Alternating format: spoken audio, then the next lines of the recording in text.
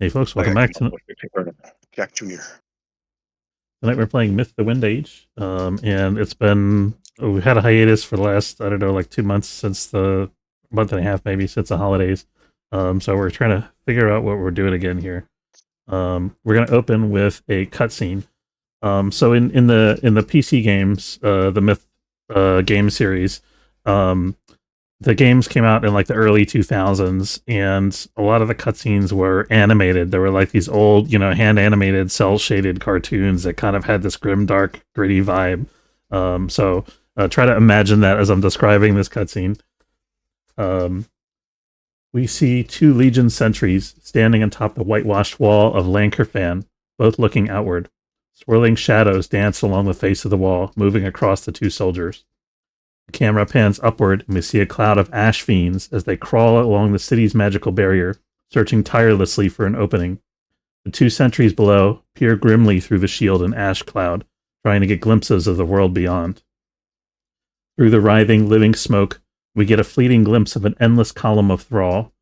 They stand almost motionless in burned-out cornfields as a light dusting of snow accumulates on each of their putrefying heads and settles on the shoulder pads of their armor.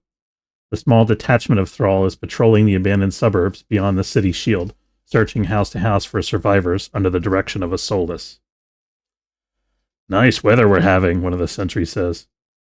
They both stare grimly into the haze of death hanging over them. "Looks like they smashed their way into Eric's wine cellar," says the other. "Boy, is he going to be pissed." "Well, it's not like he was going to share anyway." Magical barrier flickers.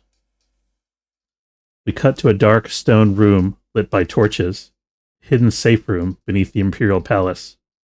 Emperor Latrim sits in council with Majarin, the High Warlock, studying the Ibis crown in the dungeons beneath Lankerfan.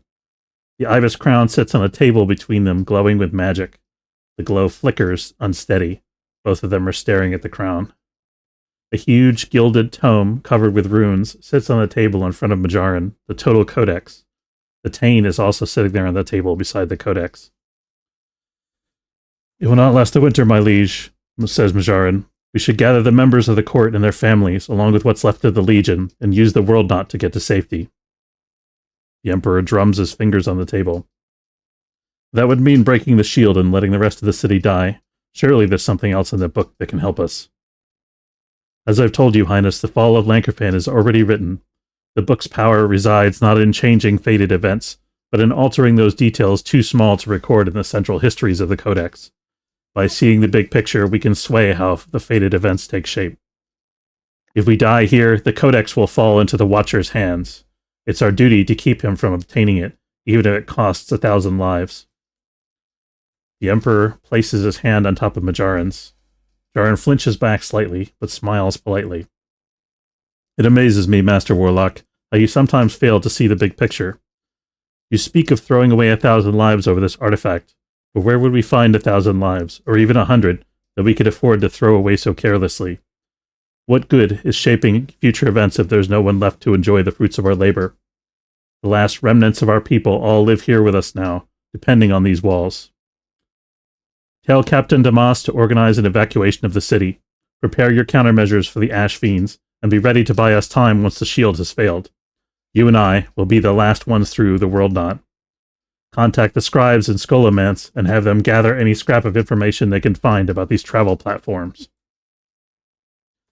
When Emperor Latrim has left the chamber, Majarin opens the Total Codex, and we see the flicker of unearthly light in his eyes from the spirit of the leveler that rests invisibly upon his shoulder. He thumbs through the great book's pages awkwardly, scanning each page one by one. We see this. The leveler drinks in the power and knowledge of the Codex as he reads. Majarin reads, "Running low on supplies, the remaining members of the Devil Slayer's company turned north toward the coast. One of their number, Ichabod the Fighter, spoke of a ferry that would take them across the channel to safety on the Island of Hope. The Watcher's armies pursued them, hunting down all who had escaped Moagim's wrath at the tomb of Noble Luh. The Devil Slayer himself was not among them." Majarin looks at a charcoal illustration depicting the party on the march. We zoom into the page as the figures flow into motion, becoming real. We cut to the party as they embark on their perilous journey. So this is going to be our first move of the session. We're doing the perilous journey move. Let me pull up the details for that. While I'm pulling that up, Pat, do you want to talk about your new character that you brought in? Sure. Well, it's related to the journey. So when he comes back, if so, he's an acolyte that has found uh, from the that other realm. He's basically kind of a ranger, sort of as a start, and then has some cleric. And I think if I use the XP from when I gained 11, Okay. he should be about third level. Okay, cool. So does he have a name? Yeah, well, just call him what's a good name for sure, what do you call it? Darn it. We'll just call him Chip. Chip. Okay. Let me add that to my sheet here.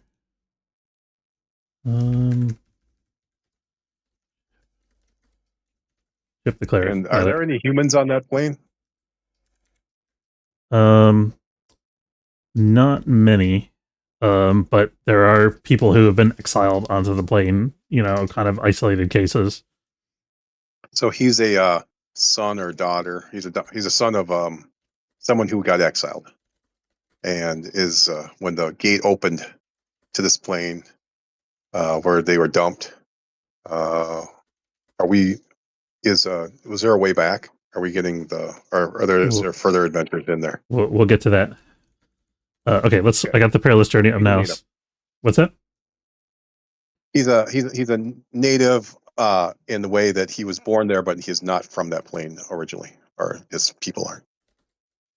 Okay, awesome. All right, so we'll do the perilous journey. So we need from the party, the folks that are not in the other realm, we need a quartermaster, a trailblazer, and a scout. Who wants to do? Now is scout? I forget what the So they're all wisdom checks. They're all wisdom. Thank you. Yep. I'll do the quartermaster, I guess, since take scout. Okay, I'll do the quartermaster, I guess, since Dram is not going to be here tonight, and he's got the stuff on his sheet. Okay, so you guys have the three of you, including Dram, and then you also have Fadeleem, and there are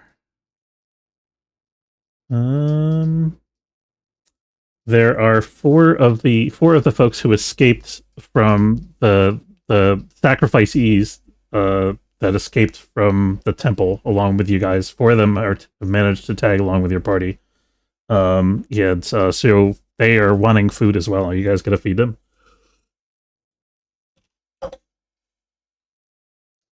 They have no real possessions to speak of, aside from one of them seems to have smuggled a pack of cards along for some reason.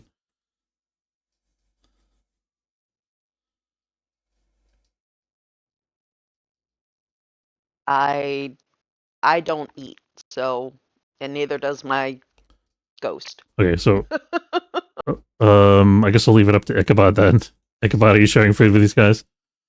Okay, we say that they approach you. Okay, so this perilous journey. So go ahead and roll. So Veranza, you're scouting, and then Ichabod, I guess that leaves you being the trailblazer, right? So each of you give me a wisdom, defy danger wisdom.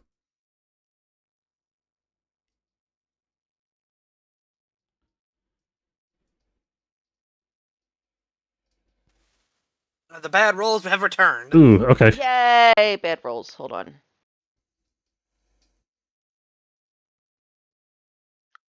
Click. I hate everybody. Don't forget your experience point. You know, Okay, you'll do charisma, but you won't do wisdom for me. Thank you. 6. Oh, okay. 2 failures. So here's what happens. So you guys, you make your way north along the coast. It takes you, you're kind of ranging up and down the coast up here, trying to figure out, let me move the party. You're ranging up and down the coast down here, trying to figure out exactly where the ferry launch is, because you're Ichabod, you can't quite you're not really good at navigating overland so much. You can't quite figure out where to go. So you kind of start along the coast near the mountains here, and you're just heading north. You see that there are, you're kind of walking along the shoreline, and you see as you're walking along the shoreline, that there is a boat out in the water. And you think at first maybe it's the ferry, but Ichabod, after you guys study it for a couple minutes, you think that it's a fishing boat. You see as you're watching the boat, and by the way, just to set the scene a little bit here, so you're standing on the north beach of this place here, which is pretty rocky. It's kind of like high cliffs and low sea cliffs. And you guys are standing on one of the lower cliffs, looking out at this boat. And there's this light dusting of snow that is falling over the channel in between the island and the mainland. It's maybe about 3 o'clock in the afternoon, let's say. And this boat sort of comes out of a fog bank and looks like it's heading towards the shore. As it gets closer and closer, you see that there are figures in the boat, and they're not human. What do you do? Can my ghost try to talk to them? You can, yeah. You gonna float across the water? My ghost floats. Okay. So you float out, you get to within bow shot of them. You get to the point where you can see a little bit more of them. They are not, they are these sort of, trying to think how to describe them. They're like spined figures, like fishmen. Think like fishmen. They've got these kind of dark jade scales that kind of glisten dully in the diffuse light from the snowstorm. And they're carrying tridents. And as Casper starts to get closer, you go in with the intention of parlaying with them, and one of them turns and looks at Casper, and then without any apparent communication between them, the other two that are in the boat also turn and look at Casper, and you realize that they're undead. What do you do? They're undead. Just something about Casper's an experienced enough scout. You know, he's fought the Fallen before. There's just something about the way they move. You can tell that they're not living. Right. Even though you can't see a lot of detail at this fishmen. distance. Yeah. Got it. I'm gonna have him kind of disappear into the water and come back to us. Okay. Defy Danger Dex sounds like. Okay. Give me 1 second. Defy danger. Actually, you know what? I'm not going to make you roll. I'm going to say they don't quite know what to make of Casper, and you're too far away for them to really do anything decisive. So you disappear back, and you return to the rest of the party. And then I advise them. Casper advises Varanza on what is going on, and I basically go, Paladin, go murder them. Your paladin is another dimension. Sorry. Let's cut to that actually. So we cut back to Majarin reading another passage from the Total Codex. Lost to the void during the battle with Moagim, the Devil Slayer walked the halls of the realm of Searcrosh with his Kaliak companion, Alaris. They witnessed conflict between the Spider Mother's unholy children and the Stone Wasp Queen. There, sleeping in the shadow of the Stone Wasp spire, they watched as the landscape began to change before their very eyes. So if you remember, you guys had investigated the spire, which is the hive of the stone wasps, and you saw them fighting off spider creatures that tried to enter this chamber on a couple intermittent occasions. And you guys have decided to rest here, so you're kind of like hanging out in this area of the stone wasp activity, and they haven't been bothering you. But as you guys finish your camp and you're kind of like casting about trying to figure out what to do, you see there's a you guys are kind of on this ledge that overlooks like a ravine that's filled with lava, and as you're standing there like talking and looking around, you hear there's this like ear-splitting crack, and the stone at the edge of the ledge that you're standing on, neither of you guys are standing on it, but you see at the edge of the ledge there's a chunk of stone that like splinters and breaks off and like calves off down into the lava and disappears with this kind of hiss of steam as it gets dissolved. And you see as this piece of rock breaks away that one of these stone wasps is like pulling, like chewing at the base of the ledge that you guys are standing on, like down below along the side of the ravine. Doesn't seem to be bothered by the presence of the lava, the intense heat. That's disturbing. I I think we should move. Yeah, it doesn't seem too safe here. Not that I'm really particularly worried, but you can fly, and I can I can jump real far. all right, give me I'd like to one. fight some more of these spiders. I don't like spiders. Okay, so Where's there to go to? yeah, so you guys have sort of at this point you're kind of picking a tunnel. You basically have to decide: do you want to go into spider territory, or do you want to go into another like part that's deeper into wasp territory? Is basically what you're faced with right now. Well, wasps haven't really been bothering us, so I'd rather go to the wasps. Okay. Same. All right, so you guys kind of skirt around the outside of this big chamber that has the island with the spire in the middle, and you see that these wasps are like all over the place, just working, chewing, carving. They're working on like the floors of these tunnels, trying to like flood the whole place, like, or at least expand the range of the lava where it goes through the cavern. And so you see like even since you've been here, the couple hours that you've been here, the lava has kind of started to spread out into the adjoining corridors a little bit from the wasps chewing away the stone. There is small colony of humans. Yeah, okay. So you tell me about this colony, Jack. They don't wear a lot of clothes or anything like that because they've just been so hot. They've only got some leftovers they're like people from like 100 or so years ago, maybe even 1,000 that have been just here, and they live in a small colony with the wasps, and they just expand with their territory, and they help against the spiders. Okay, so there's kind of like shirtless barbarian nomad types, like almost, and I'm gonna say if it makes sense to you that Chip the cleric is sort of like their leader. He's like the one that's sort of shepherding them and keeping them safe, and maybe he remembers something about how the group got here. How did the group get here? Who exiled you to this horrible place?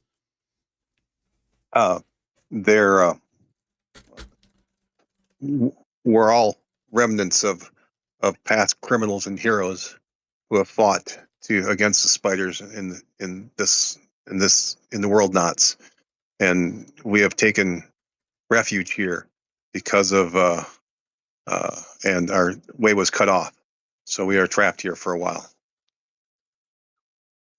Okay, so you guys are like hunters that are fighting down that are or descendants of hunters that were trying to track down the spider cult. Is that right?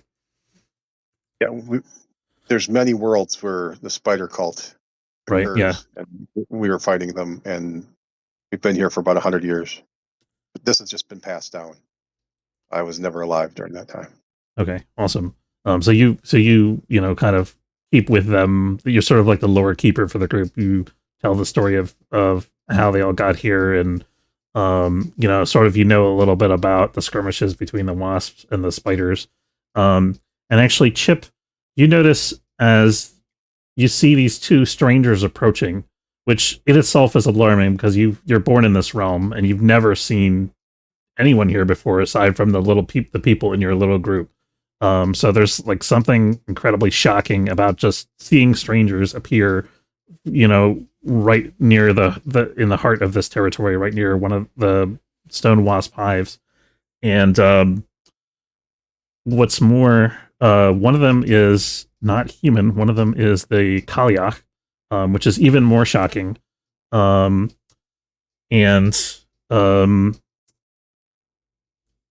So how do you guys take this as you see them? Oh, the other thing, you notice that the stone wasps are more active in the past, have started to get more active in the past few hours than you've ever seen them for the years that you've been here. What do you do? Well, they're aliens, so they must have come from one's a human, and the other one's an ancient race that thought to be extinct. So they must be heroes or villains. It's best to find out which. Okay, so you're kind of talking to yourself here. So, I guess talk to Hilarious. Hilarious, what do you say to these guys? I will kind of stow my halberd behind me and go in with like my hands free, like they can see them both, so they know that I have no intention of attacking, and just try to say hello and see if they speak the same language. They do, although they have they're different accents. We're lost. We fell through a hole, and you guys know how to get out of here? There is a path, but the wasps are on the other side, are working their way towards it. It's very dangerous. So you can, Chip you can spout lore if you'd like to know something about the way out of here. Well, that's going to be fun. All right, let's see. Oh no. Well, Okay. I have no clue apparently. Okay. Well, so I have the option to give you something but introduce a complication. So I think that's what we're going to do here. So, you know that the path that leads out of this place is completely under the control of the spider cult. That it lies in the heart of Sir Krosh's domain. It's said that there is some kind of door that is opened when the torches are lit or when the beacons are lit. The exact lore isn't clear.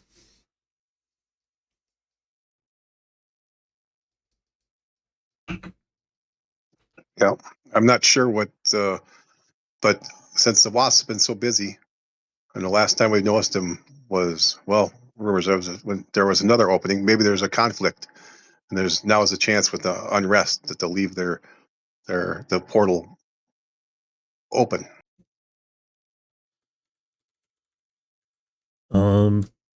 Yeah. So you guys gonna look for an opportunity to, like, guys gonna look for an opportunity to like take advantage of one of the skirmishes. Yeah, Or we could create one. either works. Okay, Chip, I'm gonna give you some followers here.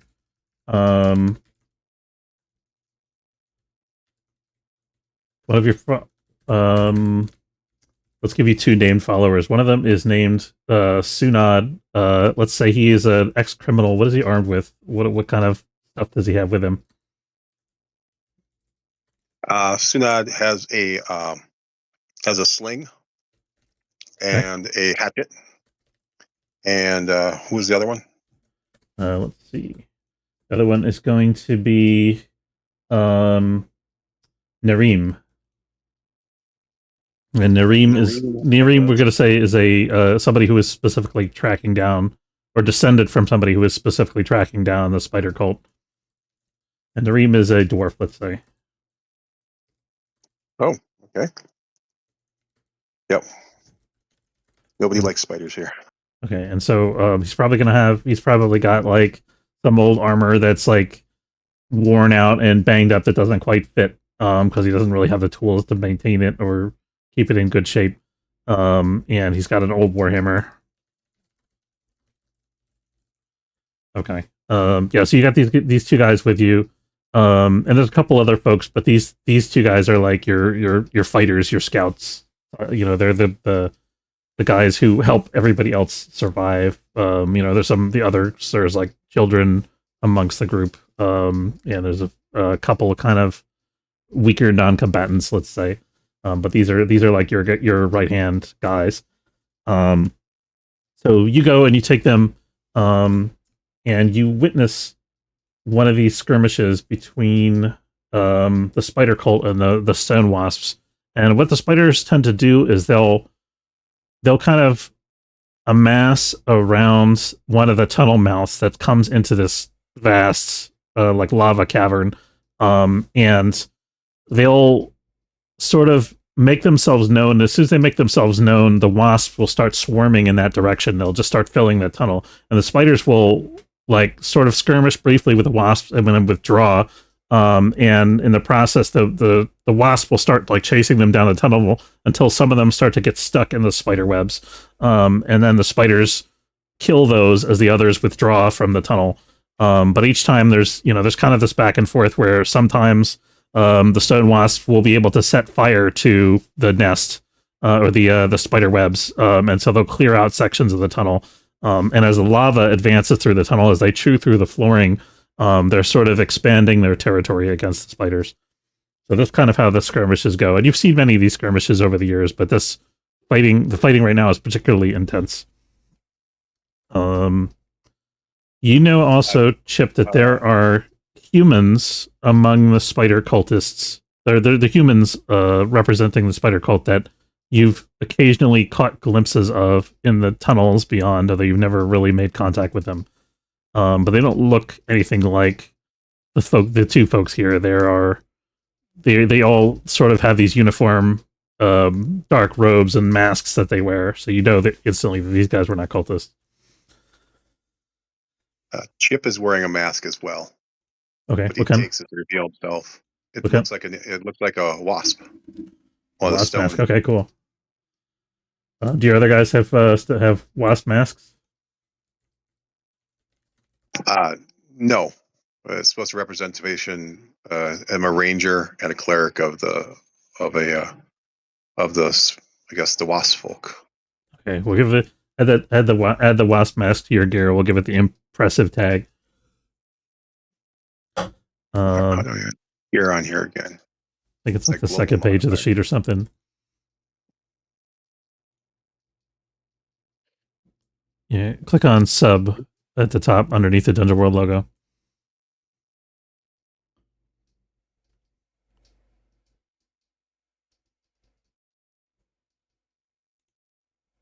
Or sub. It's right underneath the logo at the top left corner of the sheet. Oh. There you go. Okay. All right. Okay. So you guys are scoping out this We're doing so skirmish, and we're gonna go back to the other party in the other dimension, in the material plane, let's call it, or the land of myth. What are you guys doing about this boat? It seems like they are cutting across towards the shoreline here, but they're not directly headed towards you. They're sort of headed like at an angle, sort of inward towards the shoreline. And you see after watching them for a matter of hours that there is a ferry boat that's coming out of the mist. And this boat, the ferry boat, by the way, it's a clockwork contraption that you're familiar with, Ichabod. You've seen, it's like this ancient machinery that's left over from the Age of Reason. It's 1,000 years old, but there's a group of very dedicated monks and people living on the island that maintain it, mostly in Stone Harbor. This clockwork ferry is chugging along the channel, slowly making its way towards you guys. But this boat is headed towards the ferry. What do you guys do?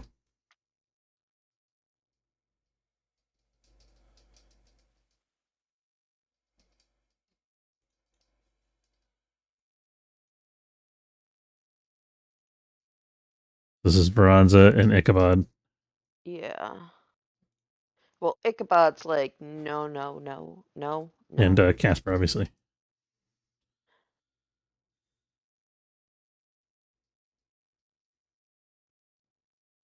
I don't So know how to ba- feel considering this is where my character supposedly grew up around. Yeah. Yeah, so you've ridden on this boat multiple times back and forth from the island.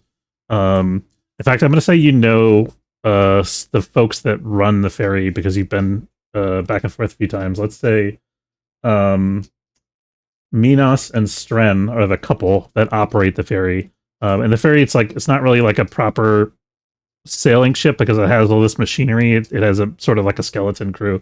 So it's just the two of them like steering. One of them steers it and the other one fixes it basically. What kind of relationship do you have with Minos and Stren? I would say friendly.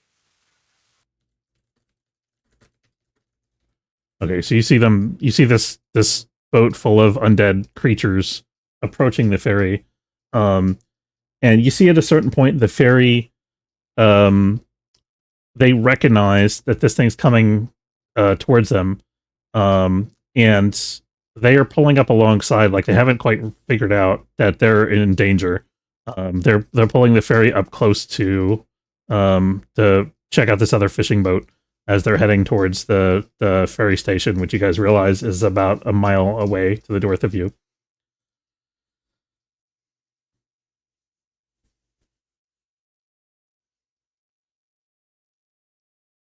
We must murder everything that's evil. Right, but like, are we going to advise them? Like, hey, the undead are coming to get us. That's up to you guys. I'll give you 5 or 10 minutes to make up your mind because it's going to take the boat a while to get up to the ferry. So you better decide something. It's going to take you a while to get over there too. Are we going to safety or are we trying to get somewhere else? You guys were trying to get to the island, to get to the monastery there. Okay, so I think the idea was that you would find food and shelter there because Right. all the fields and stuff around here are being burned and there's undead everywhere. right. And now there's undead in the water. Yep.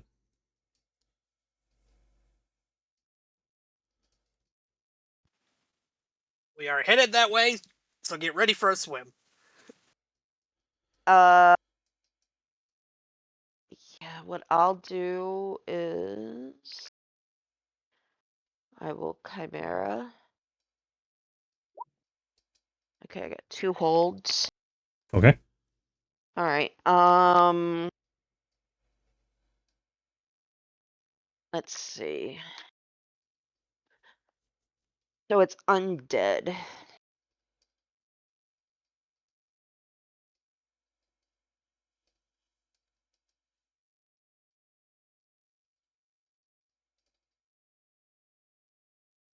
So we need to kill them. They're coming at us. So putting the boat on fire would not be smart. They're not coming direct. They're not coming towards you guys, but they are coming towards the other boat that's supposed to take you across to the island.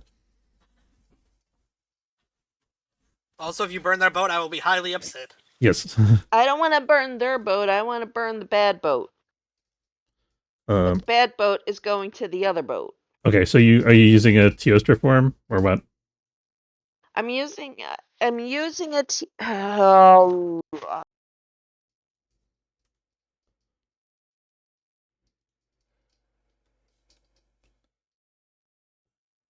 I don't know if we should try to take out the boat or if we should just try to get to evil boat to kill them. Ichabod, do you have any? I basically tell Ichabod, I go, there's two ways that we could do this. We can either set the boat on fire, or we can attempt to fight all of these undead fishies. The most immediate danger is the boat, so I guess setting that boat on fire. So I will take my Teostra form, and I'm guessing with a volley, Okay, I yeah. will be spewing fire at the boat. Okay, as you come skimming over the water towards them. They obviously detect you as you come flying Yeah. straight at them, and they lift their tridents to throw. Do you want to do something to avoid the tridents, or are you just going to plow straight through and set the boat directly on fire?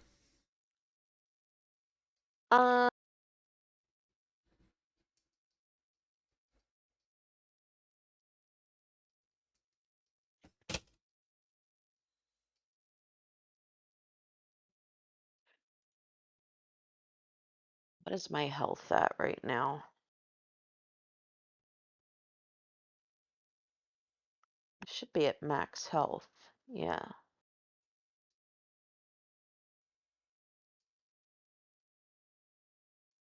I'll defy danger, and then I will do the volley.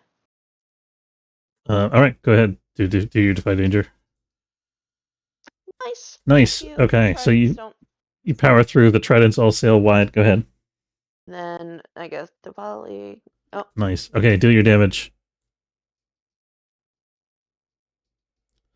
Flames blast across the face of the boat. Unfortunately, it is very cold out, and the deck of the boat is very wet, so it doesn't take right away. But you definitely like flay some of the flesh off of these creatures to the point where you can see their skeletons.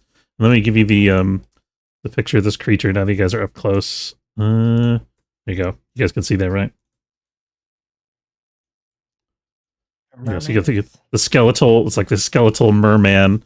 They're kind of like huddled along the boat. They hunker down, try to take cover as the fire washes over them. Ichabod, on the tattoos on your arm, the dragon tattoo is roiling. It's angry that you haven't gotten involved. It wants to be let loose. What do you do?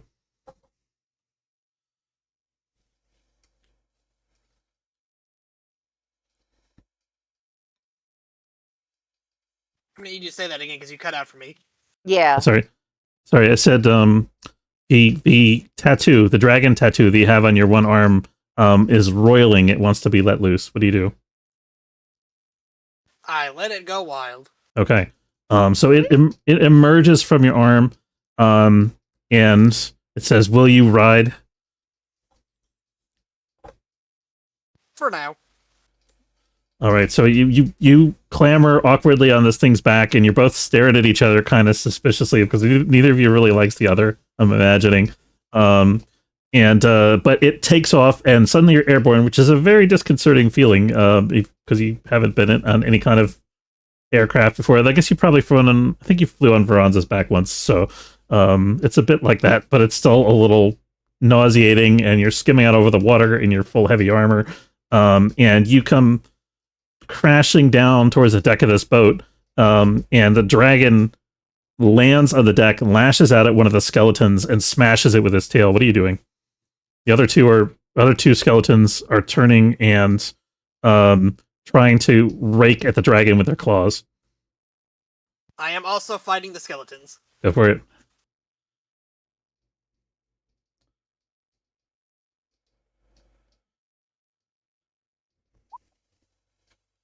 Okay, deal your damage.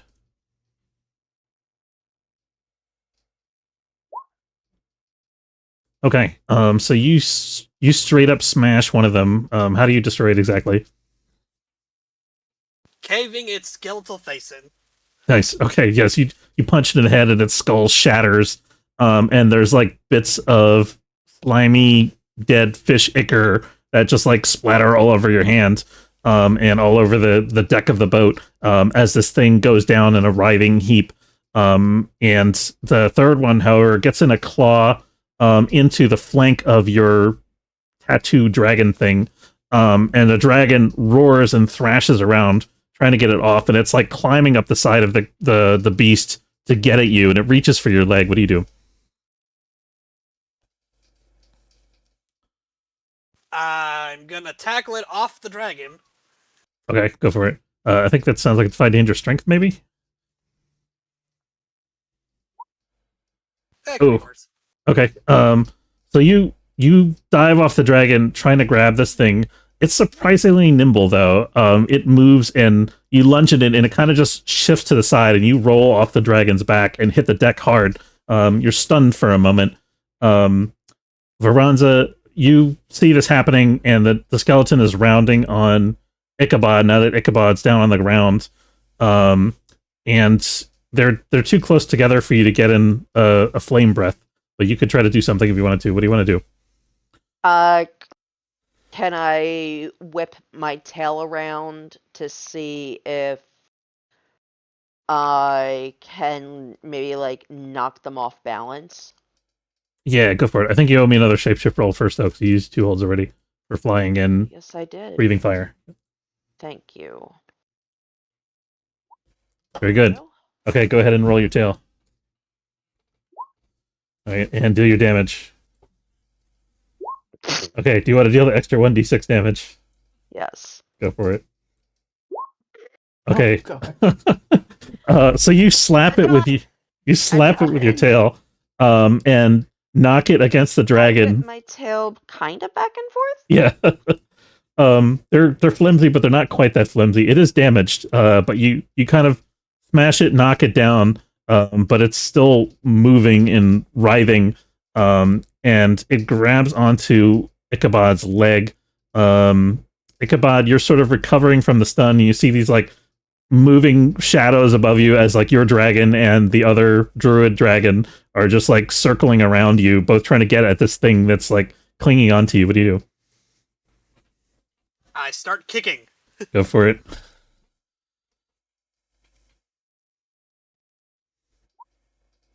Do your damage. Oh man. A lot of ones today. Man, these things have This is what happens when we decide to take a month or 2 off, and they're just like, "Hey." these things have really hard skulls apparently. It's gonna do 3 damage, which I'm gonna say is to your hand. As minus your armor. And then the dragon roars, and the tattoo dragon that is roars and smashes it with a 4-foot and finishes it off by crushing its rib cage and severing its limbs. And it's kind of like flopping around, still somewhat animated, but it's pretty useless. And Veranza, you're able to easily like kick it over the gunnel and get rid of it. Yay. You guys have saved the boat. The ferry, Saved. Woo! the ferry, having seen a fishing boat get attacked by dragons, has turned and is chugging as quickly as it could go back towards the island, which is not very quickly. What do you guys do? I think maybe we should go to said ferry and Ichabod go, "It's fine. It's just me." So they're Or Ichabod, you flying over there too? Yeah, I'll fly over there. Okay, so you guys both fly over there. And Dram is over there with you. I'm gonna say he like rocketed off with his fire powers at first and like landed in the ocean and then had to get himself out of it. So now he's out of it. And he's landing over on the ferry with you. Minas is very surprised to see you. And she's like, I know you. You're from the monastery, aren't you? And she says, what is this creature? Why did you attack that boat? They're both still kind of like, they're both clutching like makeshift weapons. Like one of them's got like basically, I will say, I will shape. So this is my last hold. I will break my shapeshift. Okay. Right. I'll be like, I'm sorry. but they were undead. That is ill news indeed, says Stren. Should we turn back? And you guys know, so you have the 3 party members there. There's, however, the 4 other guys that are waiting for you on shore, the Legionnaires and Fadeline, so 5 actually. I basically tell them along the lines of in order to completely defeat the undead, we do need to get to the monastery. Of course. Okay, I'm assuming you tell him about the guys on shore, or no? Mm-hmm. Okay, so the ferry comes in docks. I'm gonna take off your rations. Except for me. And Yeah, except for you, yeah. Okay.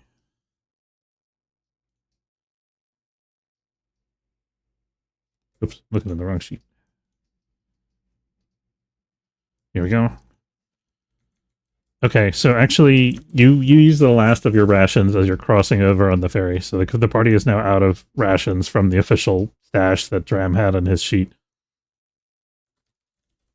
So, but you make it across on the ferry, and you approach the town of Stone Harbor, and you can see above you the sea wall that is familiar to you, Ichabod, and sort of higher up on the in the hills of the center of the island, you see the Seaglass Monastery towering above the relatively low-lying island.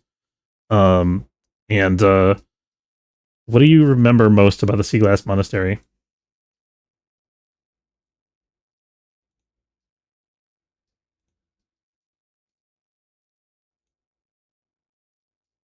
Was that me or Ichabod? That's for Ichabod, because Ichabod, this is his hometown.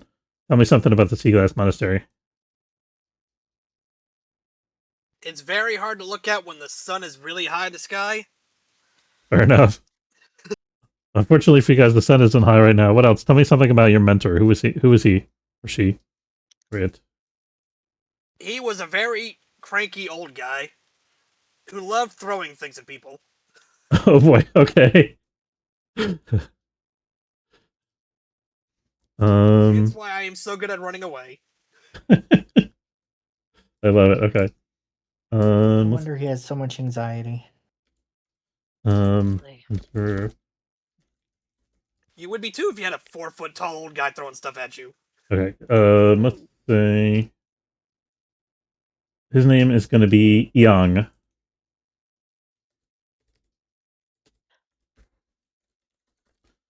Okay, so Young is somewhere for you in the monastery, and so you guys pull into Stone Harbor. Stone Harbor is a fishing town that's sort of like the main source of life and food and so forth for the island.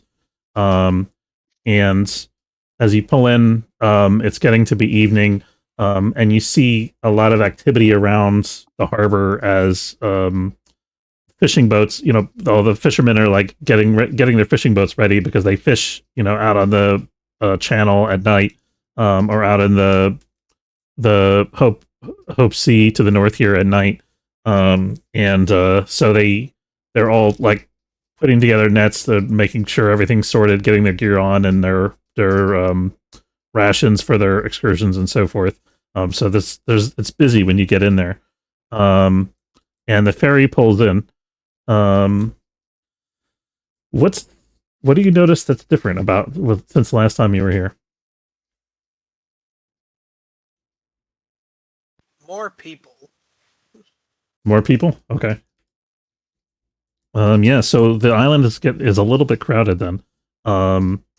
So you think probably the ferry's been picking up refugees from the mainland for some months. Some of them are probably from the 12 Duns, from the Watchers' attack earlier on in the last couple months. And folks have been fleeing from sort of the outskirts of the mountains and the northern coast here. So it's getting a little overcrowded. And you can see that there's also a lot of fishing boats, but it seems like they're everyone's like stressed. There's a lot more sort of pressure on them to produce food than normal. And so you get into the monastery. Where do you guys go from here? Are you headed directly to the monastery? Are you going to see your mentor? What's your objective here?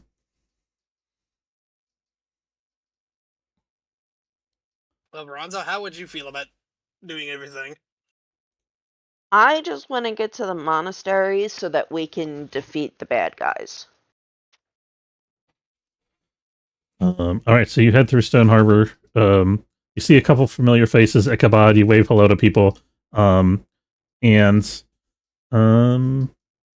yeah, so you're heading up to the monastery. And we'll cut back there to the other group in the other dimension. So you guys are watching this skirmish.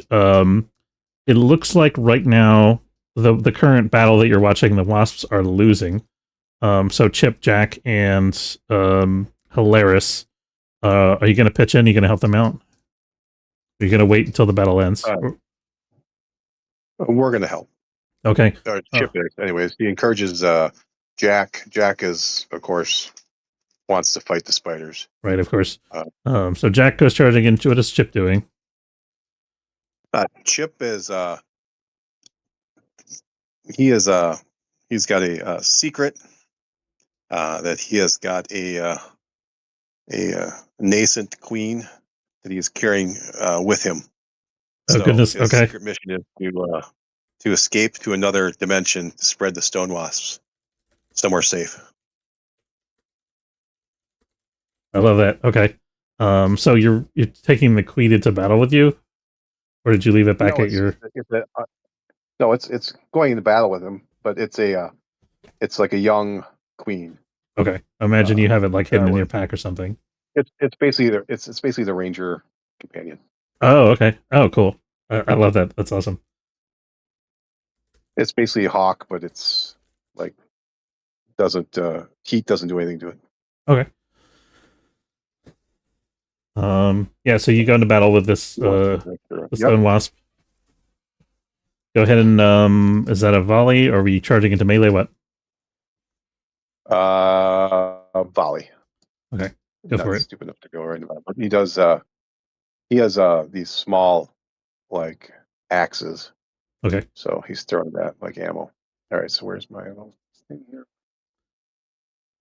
So just to give you guys an idea of the situation, I'm going to say there's like 4 spiders around the tunnel kind of skirmishing with they've caught like a wasp alone and they're like beating up on it, ganging up on it, like pulling it down back into the tunnel. And you volley at one of them, deal your damage, and then choose one of the options. I take a couple shots, so I'm down to 2. Okay, nice. Okay, so you shoot a couple times with your, is it a bow you're using? No, they're the sling, right? Basically, these are hatchets. Oh, you're throwing a hatchet. Okay. Yeah. Okay. 5 or 6, something like that. I can't remember. Okay, nice. The wasp will go out and do +2 damage to it. Here, a giant spider. Okay. Deals +2 damage. Did you say 7? Okay. So yes, that is enough to wound the giant spiders. They're pretty tough, but it doesn't kill it. Not by a long shot. You take off one of its legs, though. I'm going to say. The Hilaris and Jack. What are these two doing? Hilaris would immediately charge in. Okay, Hilaris, go ahead and give me your charge. Next to it.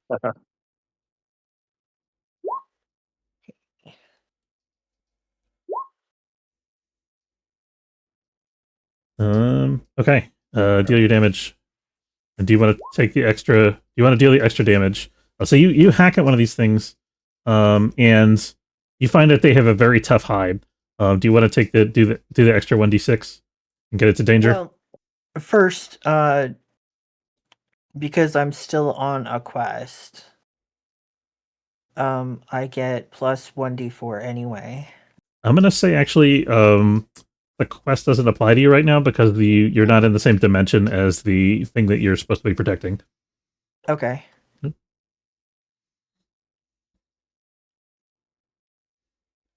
So it'll resume again when you get back when you rejoin the party. Essentially, recover your charge. I do also get tandem strike though, so Jack will get the 1d4. Nice. Okay. So he gets +1 forward. So you got a 10, Jack. You do 8, and then add your d4. What is my thing here? What is it? I think you had another damage bonus. I do have another Ability, damage don't you? bonus. Is it Resurgent Flames? I think it was. No, that's not it. It's Exalted Flames. You should also. Are you counting the +1 forward from the charge too? Are you Yeah, injured? I was counting that because he rolled a 9, so I bumped that up to a 10. Okay. Was anybody injured currently? The Stun Wasp is injured. All right. The wasp, one of the wasps feels flames. And it makes it feel better. Nice. Okay. So it's And then here's we said a D4. you see its stone skin regrowing, and yeah, add another d4 to your damage. All right. So that is enough to finish off the spider that Chip hit with a hatchet. The spider's round as you come storming in, and Jack, you're hitting with your with Balmung, right? Yeah, with Baba. Okay, so going one. The lightning flickers between two of the spiders. You actually blast a second one and kill it as well. So the two spiders that are left, one of them goes to snap at you. Jack, what do you do? Actually, sorry, we'll go for Hilarious because he's the one that went. He's the one that ran in first. Hilarious, one of them snapping at you. What do you do? I will defend against it. Okay, you can roll defend if you like. Okay. So it's gonna go ahead and deal its damage. So you can have this damage or do whatever you want. 1. Okay, so it's, your stand to take 7 damage minus your armor. What do you want to use your hold for? Do you open up an attacker to an ally? Okay. So you're taking the hit. I'm gonna say it doesn't. You defend successfully, so it's not gonna get its poison on you. It doesn't get you with its mandibles, but it slams you with one of its legs and kind of smacks you against the wall of the tunnel. So you take the 7 minus your armor, and then Jack or Chip, one of you guys can take the +1. Who wants to take it? We'll do it with Chip. All right. And he will have run in, and he's going to hack and slash. Go for it. With the. And what is he wielding? 2 hatchets. Nice. But Okay. technically only one. He doesn't have the double move Got it. yet. And but his so that's a extra D4, right? Yep. All right. I got to get the Chip's sheet here. It was the same thing, anyways. So it is damage and a D4. Nice. Okay. You managed to kill one of them. There's one spider left. It goes to flee back down into the tunnel. What do you guys do? Chase it. All right. I'm going to give that to Jack first since he's the fastest one of you. Go ahead and roll your what's it called? Your movement ability. I think it's called free. It's free running, I think. That's the one. Yep. Ooh. Okay. So you come charging after this thing, and 2 things happen. As this one spider disappears into the woodwork, you go charging down this narrow, dark tunnel after it. One of your feet gets caught up in a strand of webbing that's like laid across the cavern floor flat, and it kind of like sticks to your boot for a second, and you're struggling with it. And suddenly there's 8 of them on you instead of the one that you were chasing. Hilarious, you see him. I'm assuming you're charging after Jack, also chasing this thing. Yeah. I got smashed into a wall, so I'm like shaking my head, and the next thing I look up and I'm like, am I seeing double, or are there actually 8? Oh yeah. shit. So the spiders are ambushing you guys just like they did with the stone wasps when you were watching earlier. What do you do? I will definitely charge at them, and I would, whichever one is closest to him, I'll scream at him, touch him, and I will and I will rip out all your eyeballs. There's a lot of them. You better get started. Yeah. So, okay, so there's charge, which will give whoever's behind me a +1. Okay. And then hack at the closest one to Jack. All right, so you hit, deal your damage. Do you want to do the extra d6? Well, now that I've yelled at it that I'm going to defeat it, I get Exterminus. Oh, nice. Okay, cool. So I will do damage. And then it was 2d4. Yep. Okay, so you actually do rip out all of its eyeballs, or at least enough of them that it stops twitching. Probably don't want to take the time to actually remove every single one, but you stab it and rip out its main eyes that it hides with. Yeah. As you go charging in, and then let's have Chip follow up. Chip, you're coming in to save Jack. What do you do? Yep. He's going to hack and slash. And he's getting the melee with the wasp.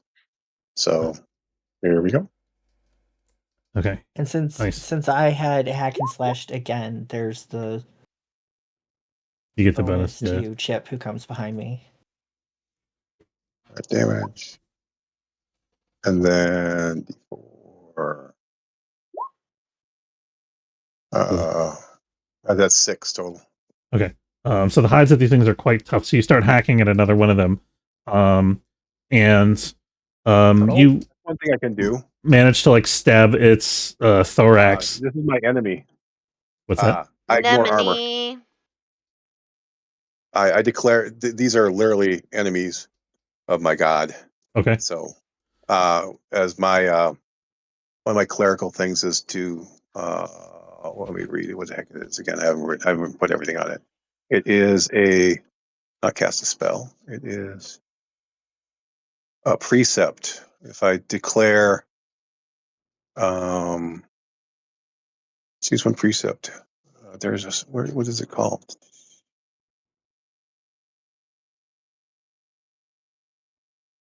Penitent? No, divine origin. It was one of them is I ignore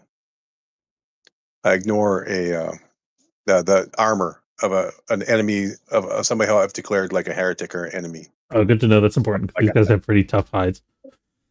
Yeah. Yeah. Okay. So you. I couldn't remember where the heck it is here. So you know. Yells, "Go for the eyes!" Go for the eyes. Yeah, you go for the eyes, and you get it in the eye with your hatchet, and it hauls back. Jack, 3 of the spiders are trying to bite you. What are you doing? I'm going to pop behind one, so it's going to be. Okay. You are stuck to the floor still.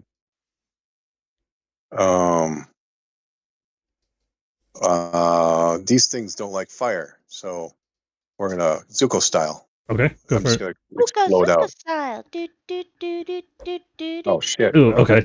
So you start to make the form. You struggle with it briefly because you're you get in that mode where you're in combat and you try to do something that's not working and you can't quite figure out why right away. And you start to go into the Zuko style form. Your foot gets stuck. You fumble a little bit, and the spiders pile onto you. I'm going to deal their damage. All right, deal their damage. Okay, you take 7 damage minus your armor, and you can make a Defy Danger Con if you don't want to get poisoned. I don't want to get poisoned, so Jack can't do that. 9. Okay. Yeah. So you managed not to get poisoned, but you could definitely feel the stuff in your veins. Your body's resisting it. You're sweating. You probably are not going to be able to resist if you get bitten multiple times. What's that? So -1 forward on the next time. Or something. Exactly. Yes. Yes. So -1 forward to the next resistance roll as you get dosed with this stuff. And Hilarious, you guys are cutting through. Hilarious, 2 of the spiders are coming at you as well. What are you doing? I will still aim for the eyes on the closest one to me. Okay. Okay, deal your damage. Okay, nice. So you have any bonuses to your damage? I didn't yell at it this time. Okay. Did you have any you have like piercing on your weapon or anything like that? I don't think so. Okay. Hold on. So you Halberd. run one of them through from the halberd, and it's like squirming and struggling. And you think you've almost managed to like get into its brain, but it's tough getting through its armor. And the other one gets you as you're slaying the first one. You take 7 damage minus your armor, and you also need a Constitution save against poison.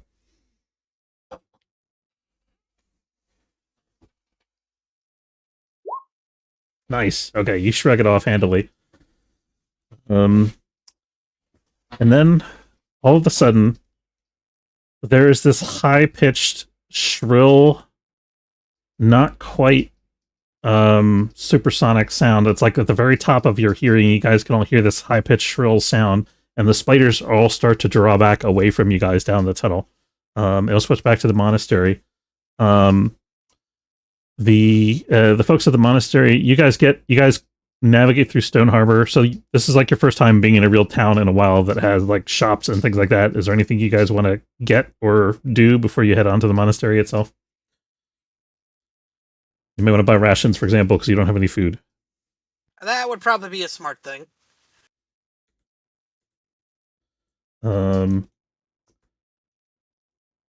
See, how much are the rations?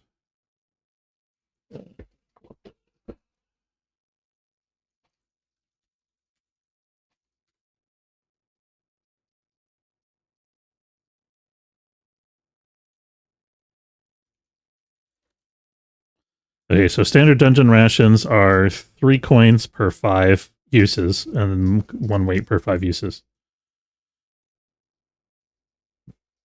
So they have pretty much all the basic dungeon gear stuff available if you want to decide what you guys want to buy. I should have mentioned that before so you guys could decide while these guys were fighting. Sorry about that.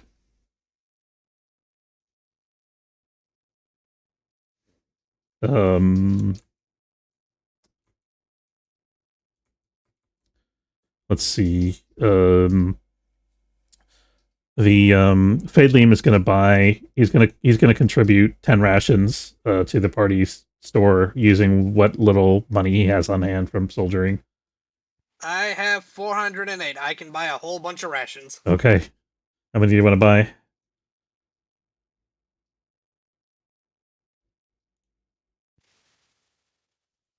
This may be the last time you guys have easy access to food for a while. You said rations are how much? It was... What did I just say? 3 per 5. Yeah, you're right. Yep, 3 coin.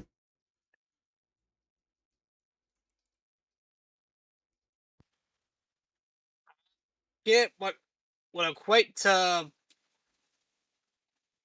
I guess, a month's worth of rations. I messed up a little bit, I think. What are you?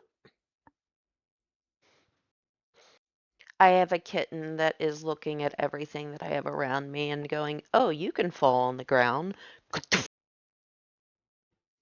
Okay, I messed up. You guys actually do have rations. You have 27 rations left for the whole party. I guess I didn't deduct the 14 from that, so it would be... You guys have 13 rations, actually. My bad. I will still probably buy what equates to a month's worth of rations, just be on the safe side. Okay, what did you say? So 30 of them? Yes. All right, so you guys are now carrying 53 rations. You're provisioned for a good while. Yay! Very good. I'll pay if they want. I can pay for some of them since I don't eat. Okay, how much do you want to chip in? Or how many rations are you gonna... How much? How many coin? So it's 3 coin for every 5. We need like 53. 53 is what you guys have now with the amount that Ichabod just bought. You guys can buy more if you want. So 3 for 5. I'm gonna say they have like about... I'll do 30 gold, so that'll be another 50. 50. Okay.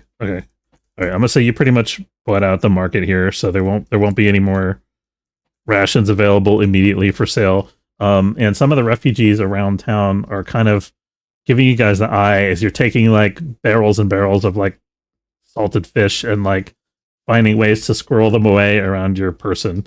Um, you see people kind of approaching you, crowding around you, and one of them, well, actually, they're people that you wouldn't recognize. They're mainlanders.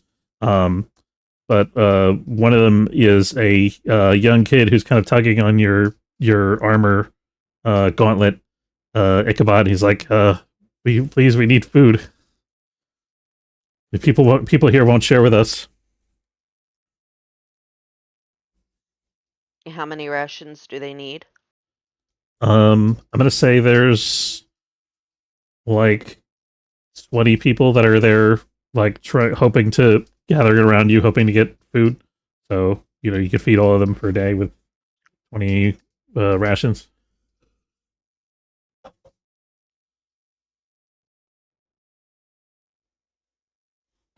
Veranza, I'll let you make that decision. Yeah, I'll say. Yeah, I'll give 20 of mine up so that, Okay. and I'll just retract everything and be like, I know that there are people without the food and everything, so I'm gonna buy out, and then I'll give them as charity to my god. All right. So they're all like, thank you. Um, and I'm gonna say that you guys are known now on this island as being generous. If you ever want to come here for support, the people of Stone Harbor will help you out. You guys finish up here. You make your way up to the monastery, and Did you say that there was dungeon gear for purchase too? Maybe they want to buy like bandages or poultices. yeah, you guys can do that too. You guys want to buy? So they don't have healing potions because the mandrake roots don't grow on the island. But they do have the poultices and herbs and bandages if you want to buy those. You guys want to buy any of that stuff? Or also adventuring gear. You can buy packs of adventuring gear. How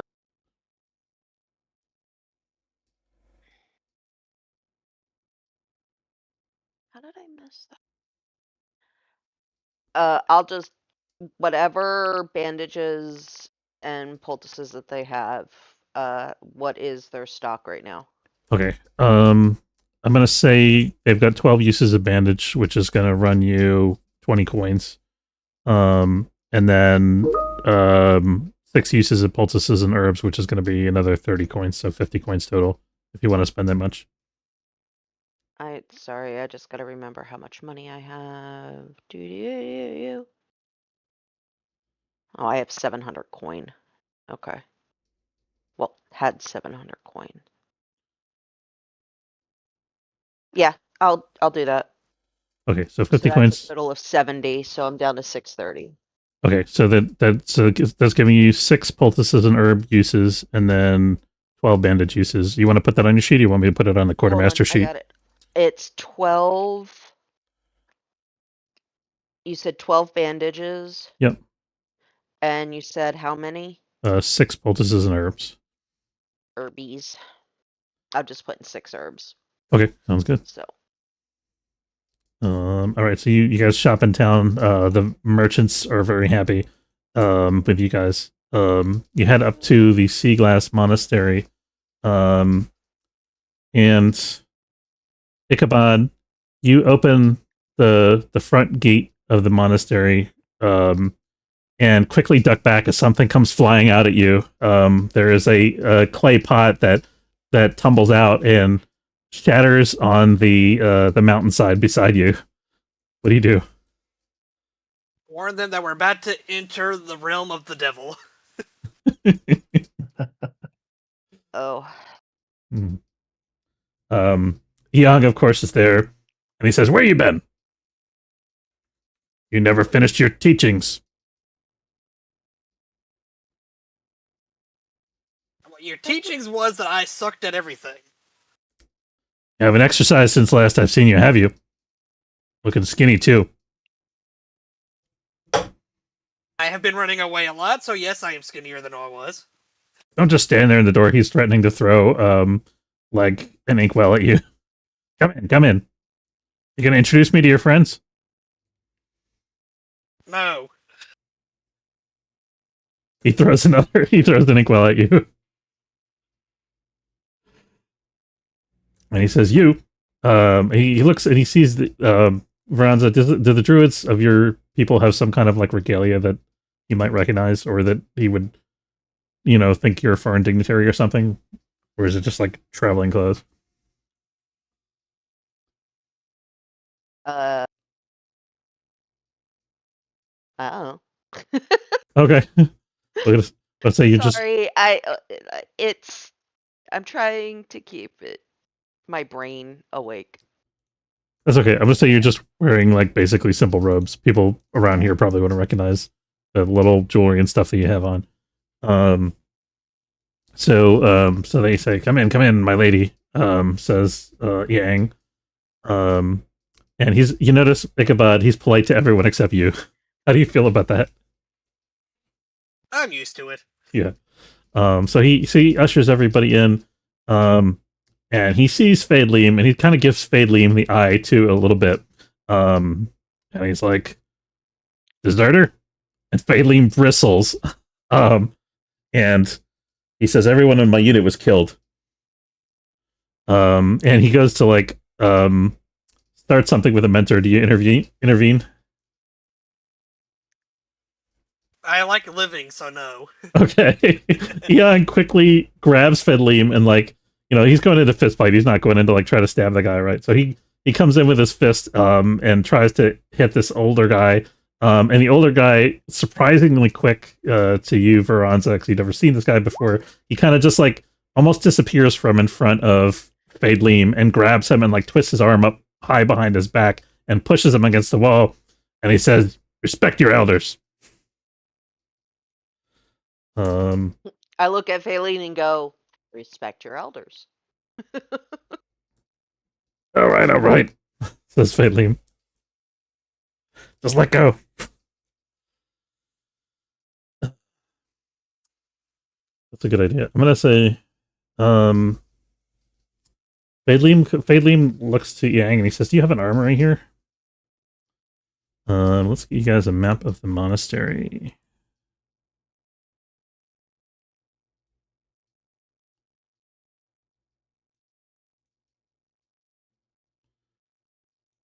It probably be helpful if I put your tokens on the map also. Oh, I mean, it doesn't really matter. You're not like fighting or anything right now, but can you guys see the map? Yep. Okay, perfect. So this is the monastery. You guys are in the courtyard right now. Gotta see. Come in, and you notice that the monastery, like the town below, is bustling with people. There are a lot of monks that are coming in and out of this side area over here. And you know that there is a Ichabod over on the western wing of the temple over here. There's an area called the Pilgrim's Rest, which is basically where the temple brings in refugees and folk from the town that need healing and stuff like that. And you can tell there's kind of like a hubbub of activity from that direction. And I'm going to say there's also a service going on as you come into the temple. And Yang, as you guys are ushering in, Yang's like, shh. as they conduct a service out of the main hall here. And you see that the service is being conducted by the abbot herself, whose name is going to be Aleo.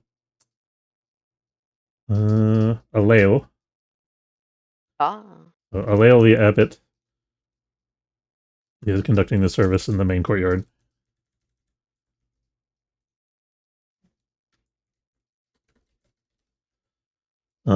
And at the end, she sees you, she recognizes you, Ichabod, and she smiles. And you remember her as being a strict but fair tutor, certainly not someone of Yang's caliber. She was always more on the kind of, let's say, academic, religious side of things. What religion do the people of this temple practice? Tell me something about that. I'm going to say, I think they would probably worship... Their religion would be somehow based on one of the dark gods, since they're out here on the island. Tell me about the particular god that they venerate here.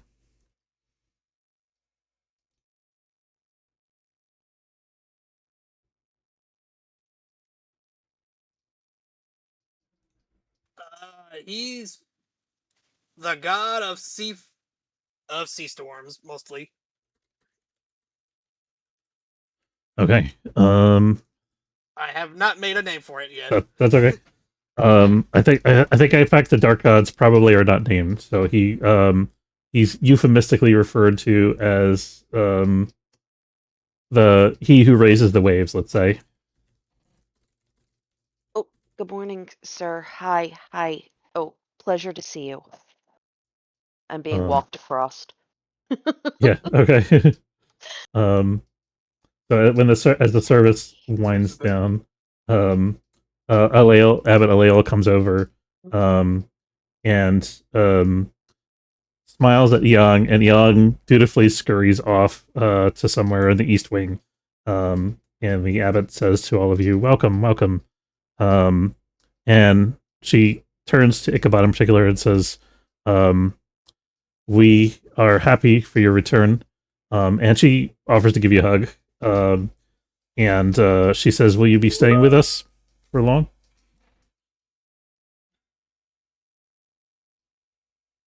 Why are Until we we here find again? our missing people. Who are you looking for? Marga, can you get out of the Legos?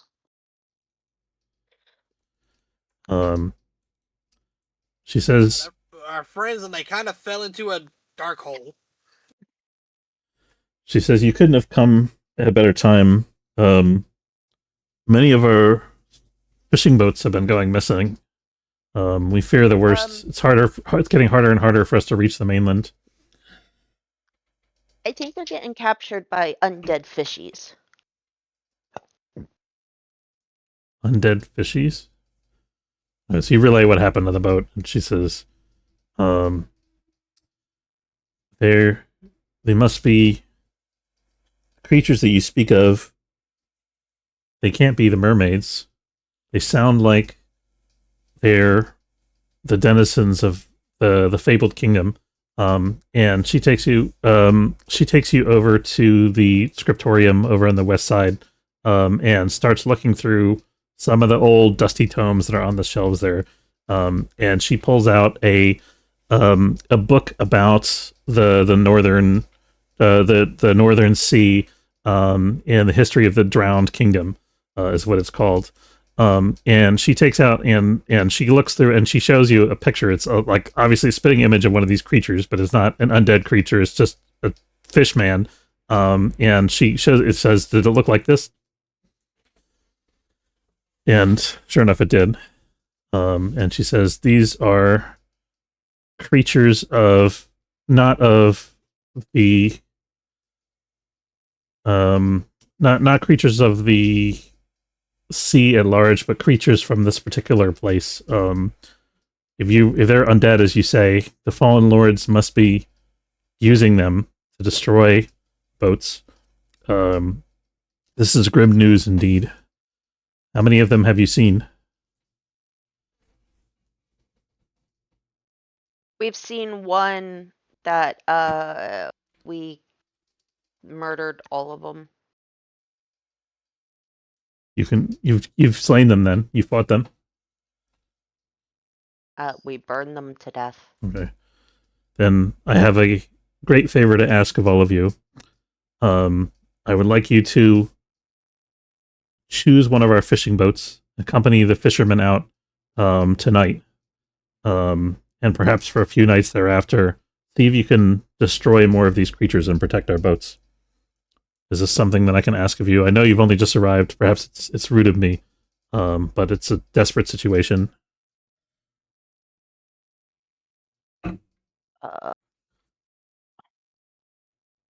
You should, of course. The boats are already out for the night, so you should rest for now. For tonight, I think. Yeah, let it go sleepy. Yeah, so you guys can take a long rest if you want to. Thank you.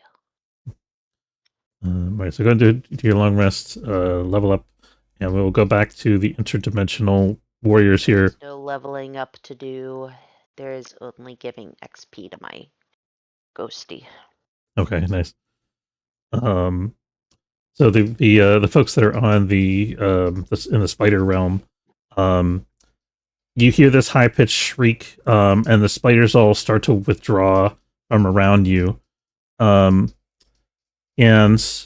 there is a figure that you, Jack, recognize walking down the tunnel towards you guys.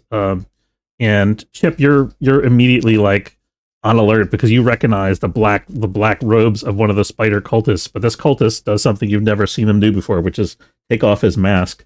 And Jack, you recognize Journeyman Blackshoulder, the cultist who you allowed to escape into the spider realm after the battle at the dwarven city of Myrgard. Ah, it seems you have you've not only survived but doing well. He says, "Yes, the cult has grown strong."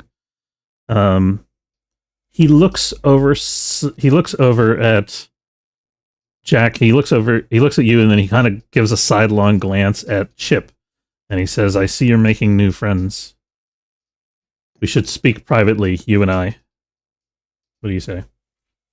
I agree. All right. So you, Hilarious, you and Chip both watch as Jack disappears off into the tunnel with the spider cultist. Are you gonna? He says, Say that there was a wounded wasp. he actually healed it with his Okay. fire magic. Okay. Yeah. I was gonna try to heal it, but if it's okay, then never mind. Probably should heal yourself. Yeah, maybe. Yeah, probably a good idea. Who's such a good boy? Damn. Ooh, I'm gonna say you're not able to reach your ancestors in this place. Well, that sucks. I guess I'm just gonna like curl up on top of Chip's head and take a nap. All right. So Jack, Lomuk Blackshoulder. Like look at you going. It's like look at you going. What is this going on? Buzzes. I mean, he's got plenty of hair, right? It's a nice blanket. Sure, I didn't know my character had that much hair, but he does now. You guys want to form a bond of some kind between Chip and Hilarious? Yeah. It's like we live in a place like this, so it's like a Rastaman hair. I just decided that he's from Jamaica or an islander or something like that. He's got a so there's probably not that many in the normal place, but Rastaman. Thank you for helping me out. I would never have described my hair until you decided to make a rat's nest out of it. Nice. Go you. Okay then. All right. So you're chilling. So Jack, you're walking away with Lomuk Blackshoulder, and he leads you, and you see he's obviously a respected figure amongst the cult because not all of the cultists have this kind of command of the giant spiders that that occupy these caves. As he walks you down to another chamber, you see that there are these motions in the shadows as things just at the edge of your vision like skitter away out of sight at Blackshoulder's approach. And he leads you to this what I'll call a meeting chamber. It's a chamber that's sort of too cold for the spiders to be comfortable to nest in, so it's kind of like an area that they've just left alone. And it's lower down in the earth.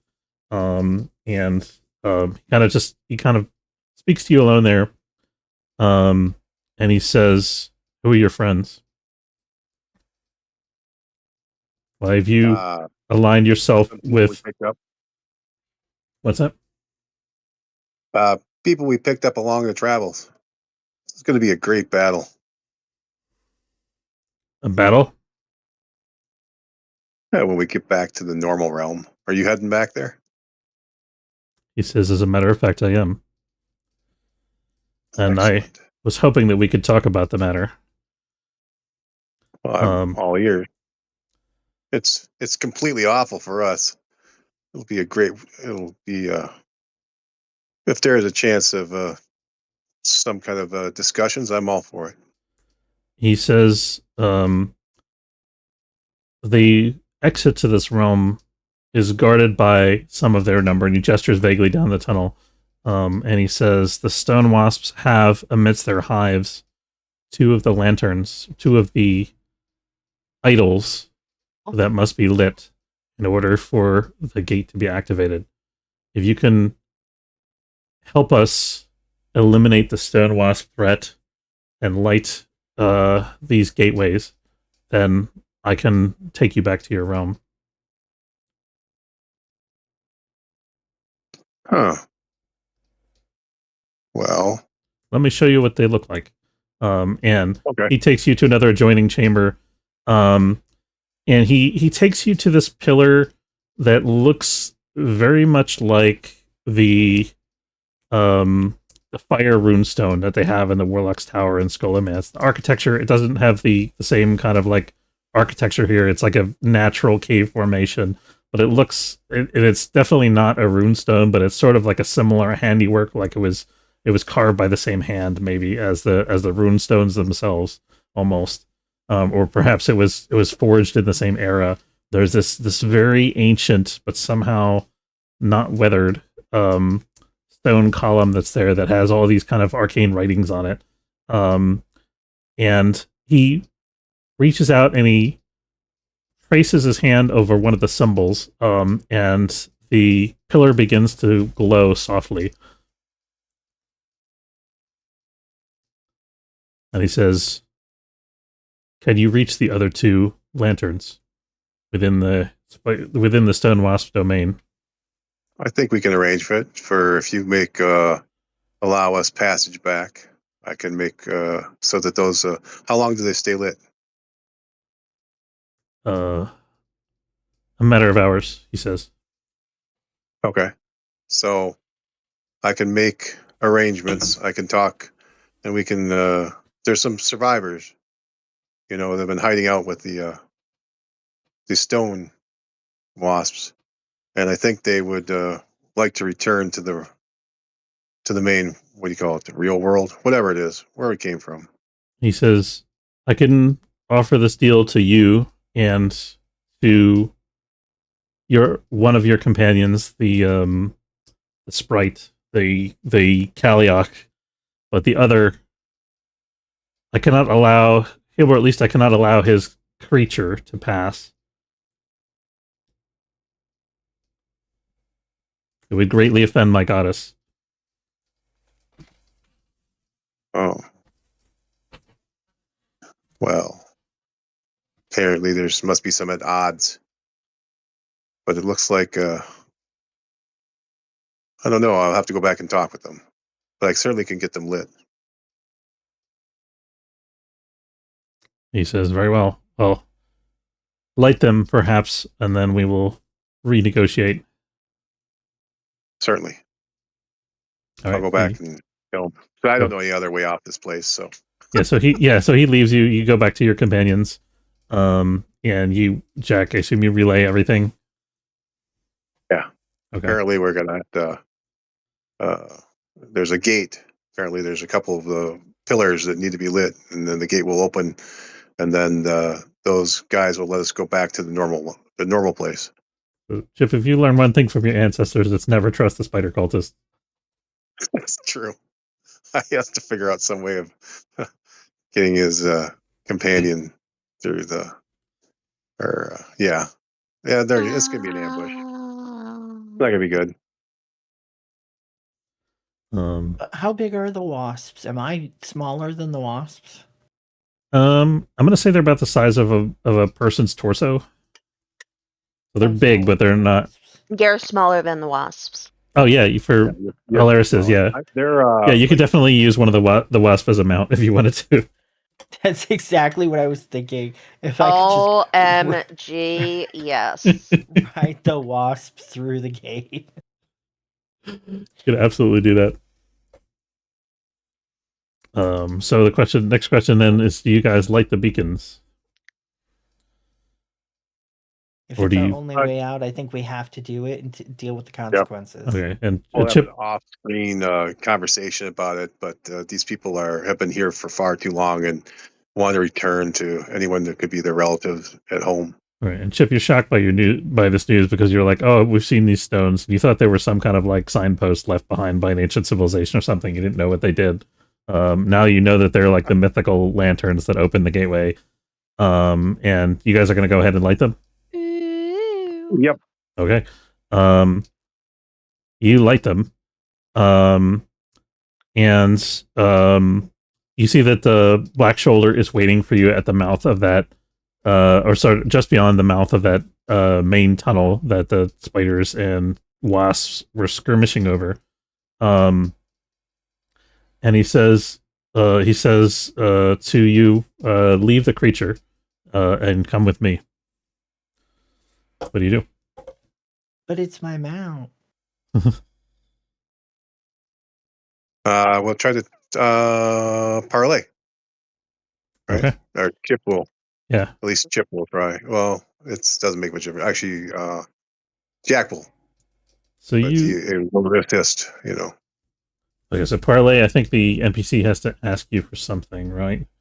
Yeah, well, basically, he's going to try to agree that will give you it might make your deity mad, but it'll give you something to do on the other side besides just destroy the world. You can now have something else on the other side. So he'll be his prey.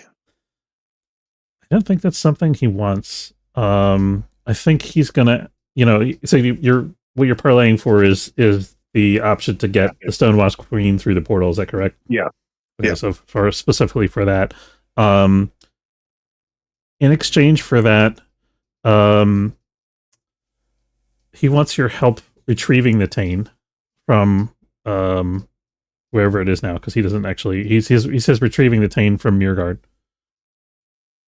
The Tane, what is that? It is the artifact that created the gateway to the spider dimension when you guys were first fighting the Battle of Myrkridia. There was something commissioned by the Emperor of Lankerfan, and you guys actually went to Myrkridia to retrieve that artifact and then brought it back to Lankerfan. So you know that it's in Lankerfan in the court of the Emperor in the hands of Majarin, who's the High Warlock. Okay. Jack, it wasn't I was part of making that thing, so sure. I have as Okay. much right to it as anyone else. All right, so you commit to help him retrieve the chain. In exchange, he'll let your wasp go through. And he says the goddess will not be pleased. Hurry. All right, let's go. Somebody give me. Are they one player? Who's the slowest member of the party that is walking? Are you talking about That the would two have followers? to be. I would say the two followers because almost all of us are. Woo! Yeah, I guess. Well, actually, let me ask first. Chip, was your full little colony trying to come with you to go out into the outside world?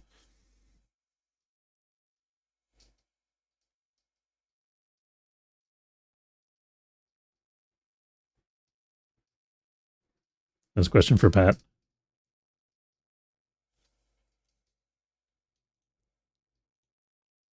we lose Pat? I think so. What's that?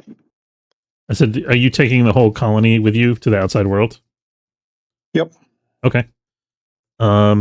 Yeah, so give me some kind of check to shepherd the refugees safely through there, because the spider goddess is agitated by the presence of the stone wasp. And they surround this tunnel. They're kind of like flowing in around you, and they look like they might start picking off individuals because they're angered by the presence of the wasp. How do you guys make it through there? All right. So, what kind of roll do you want? I don't know. What do you do to try to get everybody through quickly? Oh, through quickly. Well, I guess this. I guess this is a variant of this. How do you I basically make an announcement, draw the attention to myself, and so that they can get. Okay, so you're trying to intimidate the spiders, basically. Yeah. Okay. Yeah, let's call that another They're parlay. reluctant allies. Don't think you can do this without me. Yeah, go ahead and go. Let's give it another parlay with your +1. All right. Yeah. Okay. So they let you through, and they'll honor Lone Look Black Shoulders deal. You guys go through the portal, and you come out into the city of Lankerfan, and you find yourself. Into the city itself. Yes, you find yourself in this. Well, actually, I'm gonna. You find yourself in this darkened stone chamber. You recognize the stones as being like the part of the palace of Lankerfan. There's like a particular type of stone. Is this under it? Yeah, so you think you're in the underground, one of the underground sections beneath the palace, probably.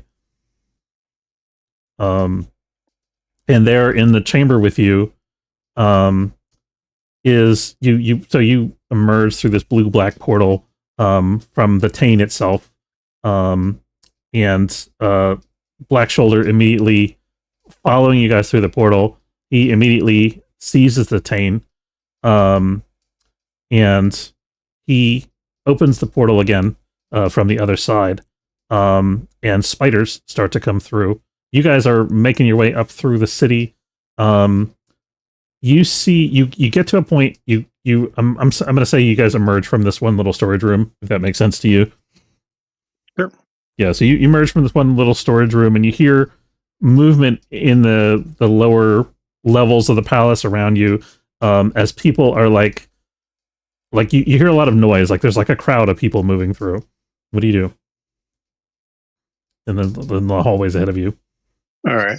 I'm not sure. The enemies have breached the base. Who are you saying that to? The people, whatever. Okay. So you're running out to into the throng. Oh, I should have done this before. So when he gets to Tane, Yep.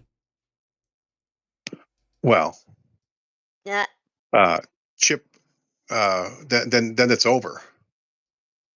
Then Okay. our alliance is over. Okay. So he opens it up. I'm going to do a maneuver to basically take the Tane back and kick him through. Okay.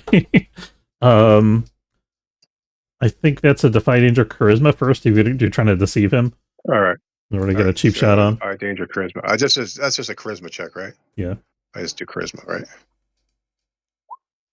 Ha! Okay, so you get your cheap shot. Go ahead and I think then probably strength if you want to hunt him through the portal. Dude.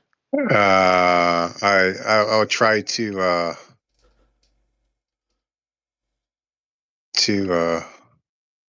now. When we switch characters, do we still play our same characters, or? Because Yes. one of the easiest ways, he's gonna take the fight to the other side, so I don't have to worry about Jack. Or does Jack like a sacrifice, are you whatever? Jack Right. or are you Chip? Because you can. I'm Jack. So Jack, you're gonna go and face the entire host of the spider cult by yourself? Yep. Are you sure? Well, I mean, I don't want to play two characters. Yeah, I get that. I don't know. It seems like a crazy if this was your only character, is that something that you would do though? It seems like a little. It might be. Okay. Jack's always been that crazy. All right, I'll allow it if you want. Yeah. So the Tane will stay on this side, and Jack will wrestle him through the portal, and it closes. Okay. All right, there you go. And then it'll fade into a giant lightning thing that will just come bursting out, and then you'll hear the scream of spiders. Okay, Hilarious, you turn around and you see the portal closing with Jack on the other side, and then he's just gone. What do you do? Well, first I'm shocked, and then I yell, Jack! And I fly over to where the portal was, but I can't go through or anything. So this Tane thing, Uh, does it need to stay here, or is it really important? Should I take it? You don't know actually. You've never. Well, you can spout lore if you want to know about the Tane, I guess.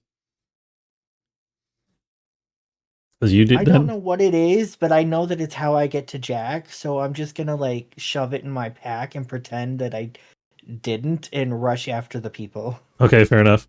So you guys piling out of the corridor, and there's this general. What you find as you get out into the lower corridors of the palace is there is this sort of chaotic procession of just like random townspeople filing through the lower level through the dungeon areas of the palace, headed to some particular chamber, and you kind of push yourself into this melee of people that are like they're not quite pushing and shoving each other, but there's like a lot of noise. There's like parents like manhandling their kids to try to keep them close. You see people are carrying belongings, like everything from like backpacks full of rations and bedrolls and like bolts of silk and chests of jewelry, that kind of stuff. And there are people right around you are very startled to see you. What do you do?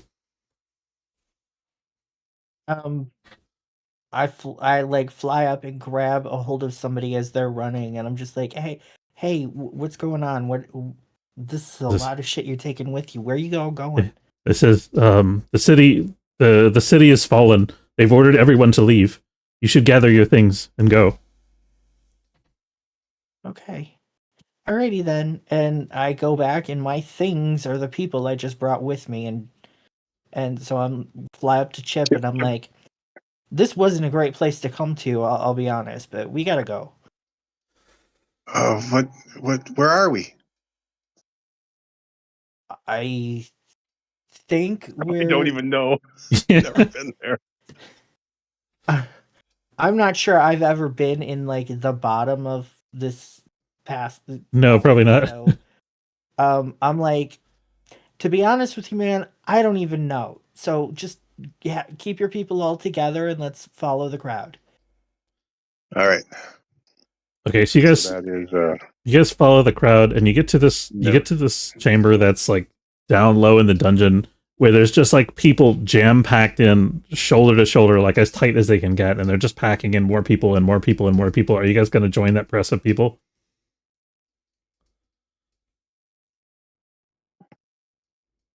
Sure. Okay. So you get jammed in, and you're there for a solid hour, just like dealing with the noise and the lack of personal space, as they're cramming as many people into the lower levels of the palace as they possibly can. And then all of a sudden, on the side of the room furthest from you, there's a set of double doors that are opened from the other side, and people start spilling through. And there's this eerie blue glow that emanates from the other side. And Hilarious, I think did you guys travel through a world knot before? I don't remember. I didn't. No. Okay. So you see that there is this formation on the other side. There's this ancient chamber that's architecture that you recognize from the Age of Reason, when you were young, that was built by the humans of that time period 1,000 years ago. And there's this ancient chamber below the palace, where there's this artifact fixture, and there are ley lines. You can feel the power radiating from the deep places in the earth, traveling through the roots of the palace and gathering in this place. And there are these 4 kind of curved stone pillars that reach up around a circular platform in the center of the room. And you see that there are some guards of the Legion, the human infantry folks, are standing around this platform.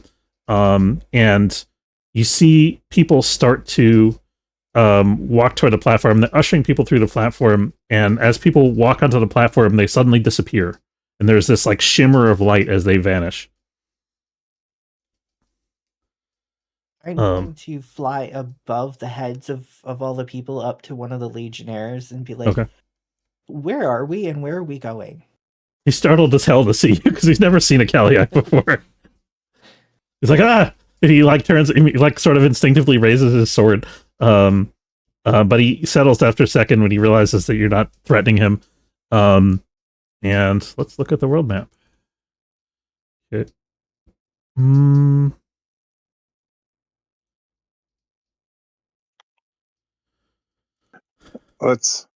Where are we going? So, the Legionnaire actually, he says, we're having everyone step onto that platform. The warlocks say that the platform is supposed to take everyone somewhere safe. They don't actually know where it goes.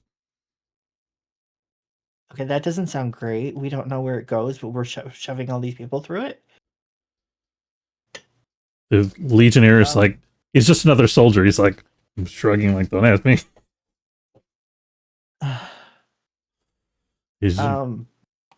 I'll go back and just like try to calm Chip's people and be like, this isn't what it's normally like, but you know, I mean, it's better than the spiders, right? Yeah, they're definitely feeling very, I wouldn't say claustrophobic because they're used to narrow tunnels. They're feeling the kind of agoraphobic. Yeah, maybe agoraphobic is maybe the right word, even though you guys are in an enclosed space because you got this just press of people around you. Yeah, before. Yeah. Yeah. So they're freaking out a little bit. So Sunad is like clutching his hatchet tightly against his chest and trying not to stab anybody with it by accident. And they're kind of like all huddled together in a little group. And at a certain point after this goes on for about an hour before you guys like start to get close to the portal. I'm assuming you're moving with the crowd, yeah? Yeah, probably. Okay, you guys move with the crowd. It goes on for about an hour as people start to get through the portal, and it takes a while. You notice, like, as soon as somebody disappears from the platform, they'll stand somebody else on the platform, but it takes a couple seconds before the next person disappears. Like, they'll be standing on a platform waiting for it to activate, and then all of a sudden it just kind of, and then the person is gone. You're not really sure what causes that delay. It seems to be like a slightly different timing every time. You hear screams echoing down the corridor from somewhere above, up in the upper reaches of the palace. There's kind of this eerie, like, echoing, distant, like, shrieks and cries, and you think you hear soldiers shouting, maybe, but it's all like distant echoes. And people down in this lower passageway are starting to kind of panic, and they're pressing forward, and there's this kind of like the crowd starts to get like an energy to it. People's like pushing and shoving, trying to get closer to this portal thing, and you guys are getting like mashed into this melee. What do you do? Can I fly up, like, not all the way to the ceiling, but high enough for most of the people still in the room to see me, and like put on my biggest glow and my loudest voice and just yell, "Be calm! Your turn will come soon." Okay, sounds like a parlay.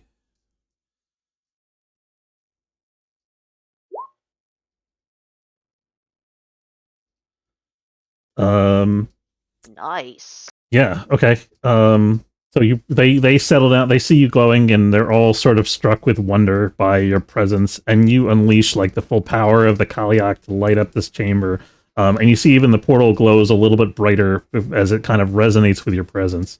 And that calms everyone down just a little bit. But they're still, the soldiers are kind of like frantically packing more and more people onto the platform. It's like toe to toe as many people can fit on the platform. They're trying to get everyone in each time the thing activates.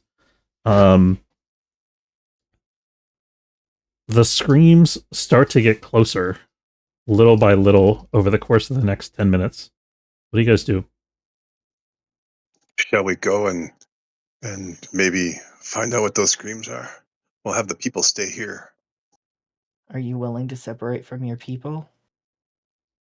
Well, if the screams get any closer, it'll be our people that is going to be affecting. So Nod says, I'll make sure they get through. All right, let's go. Nirim wants to go with you, Since though. I'm sure it's going to be hard for Chip to get through this Um, crowd, I'm going to grab him by the scruff and like pick him up. Okay. So you're like carrying him along the ceiling, You lift kind of. me up? Yeah. Holy crap. Oh, God. Jack jumped off a dragon once and I caught him midair. So Yeah, Hilarious is quite yeah, strong. Chip's not burly, but yeah. Okay, so you scoop up Chip and you're like dragging him along the ceiling, and Nirim's like pushing through the crowd trying to follow you guys, but he's like a little ways behind. And you get to the upper one of the stairwells that leads to like the upper main part of the palace, and you see smoke at the top of the stairs. And from there we'll cut back to the folks at the monastery. The folks at the monastery, when you're finished resting, are you intending to go out on the fishing boats as requested? Yeah. Or you want to do something else? Do that next week. Yeah, we can do that. Thank you. Okay, yeah, do you want to... Let's okay, yeah, let's do the end of the session move. Has anybody resolved any of their bonds? No. Okay, let's also have I'm gonna work. I have to work on my bonds. Okay. I mean, I pretty much feel that Jack is the bravest soul I've ever met. So Yeah, you get 1 point for that, but you'll want to get him back. So at some point we can make it towards the end. Yeah, Or he'll show up out of nowhere. Maybe that would be a good bond. I want to rescue Jack as opposed to he's the bravest soul I've ever. Or what was your bond with him before? He's a brave soul. I have much to learn from him. Okay, so you've learned as much as you can from him for now. I think if Jack agrees, And then maybe change it to get him back. Yeah, exactly.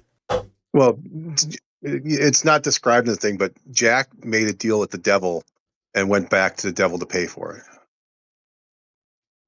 Yeah, That's what he felt with the spider guy, because he knew it was a bad deal that was going to turn out bad for the whole kingdom, whatever.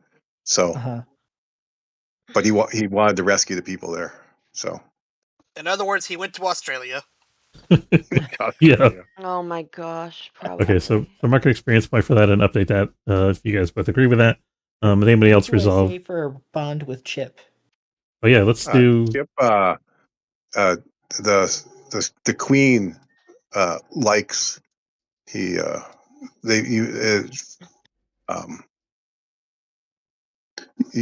just decides that you're part of the nest, so she would defend each other.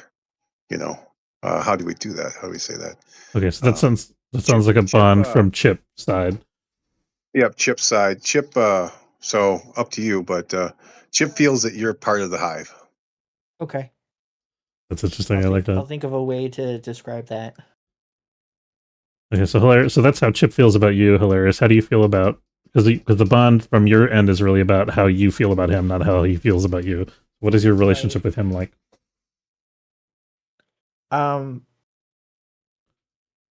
What does Hilarious think of Chip?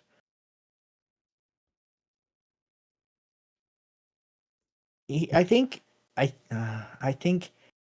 because Chip is from like a pocket community that has never known humanity for real, he's kind of thinking of him as like a little nephew that he wants to take care of and show him the world when it's saved. Oh, cool. Okay. All right, makes sense to me. Does that make sense to you, Pat? Yeah, he's got a lot to explore. He's been around like 16 or 18 people for his whole life, and they have stories of the lands, and now he's going to see it for himself. All right. Very good. So mark that down. Has anybody done their alignment or drive? Protecting lesser people or Definitely, defend the nest. Definitely mark XP for that. Endanger yourself to protect someone weaker than you. I think you charged into battle. Were you protecting someone weaker than you? I don't think they're weak. I don't think Jack and Chip are weaker than me. Okay. So no, I guess not. All right, yeah, maybe not this time. Well, I would say you're protecting maybe the people of Chip's little colony. Yeah, because defeating the spiders does that. Okay. All right. Ichabod and Bronza, what about you guys? I did not. Okay. I didn't help something or something grow. Okay. Did we learn something new and important about the world?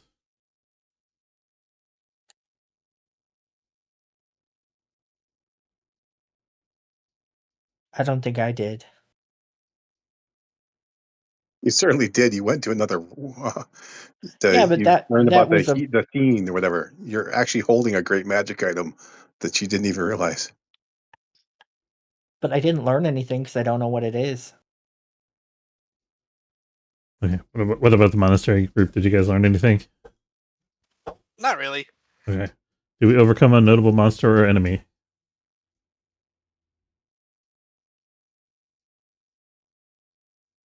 I just killed a few spiders. Okay. Did I we rode loot? a dragon that was a tattoo. Does that count? I will count that if you want. So everybody mark an experience point for that. Do we loot a memorable treasure? I stole the chain. Okay, so everybody mark an That experience is point for that. true, yeah. All right, that's it for tonight. Thanks, guys. Good to see everybody again. Bye. Bye.